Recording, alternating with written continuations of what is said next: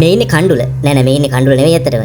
මේ ඉන්නේ විල්පත්තු රාජා. අටු පඳුරු ලදු කැලේ අඩෝ විටියම කකා ඉද්දි ඇතු දෙන්නෙක් වලියක් ගිහිල්ලා. මෙන්න මෙයා මේ මැද්දට ගිහිල්ලා ඉවරලා අඩෝ ගහගන්න එපාඩෝ උඹලත් ඇත්තු අපිත් ඇත්තු කියලා ඉවරලා මෙයා ටෝක් එකක් දීන්නට පස්සේ දෙන්නම එකපාරට ෂින් ෂින් ෂින් ගාලා හැරලා තියෙනවා මුගේ පැත්තට. අම්නේ කරවිල තඩියෝ උඹ මහතයි. කරවිල තඩියෝ උඹ කොහෙද ඇත? ඇයි උඹේ දල හක්කේද කියාගෙන මේ වලිය ගිය දෙන්න මූ දෙන්න දිහාට හැරලා ඉවර වෙලා දලෙන් ඇල්ල දනිෂ්ටට. ඊට පස්සේ මම මේ වේපස් දෙනවා වතුර දෙනවා එන ෆ්‍රෙන්ඩ්ලි. ඊට පස්සේ මෙයා කියලා තියෙනවා අඬන්න නැහැ වෙත කඳුළු උනන්නේ දරන්න බැරි දුක ලැබු හින්දායි කියලා ඉවර වෙලා මෙන්න මේ කවිය කියලා තියෙනවා. උත්සාහ කළත් මම අලි වලි බේරන්ට නොහැකි වුණා මාහට එය කරගන්නට.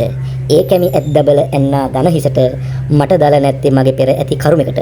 මෙයාට මෙන්න මෙහෙම අමිහිරි අතීතයක් තියෙනවා. මෙයා හිතලා තියෙන මෙයා ඇතෙක් වෙයි කියලා. පොඩි කල හක්කේ කැක්කුම ආ විගස මගේ අම්මට කිව්වා වම් හක්කේ දැනෙන ලෙඩේ. උඹේ ආතා හටත් දල තිබ්බා මට මතකයි හක්කක කියන්නේ පුතනේ දලෙන්ටයි. අම්මා කියලා දෙන පුතේ හක්කනම් කියන්නේ උඹේ දලෙන්ට වගේ යන්නේ.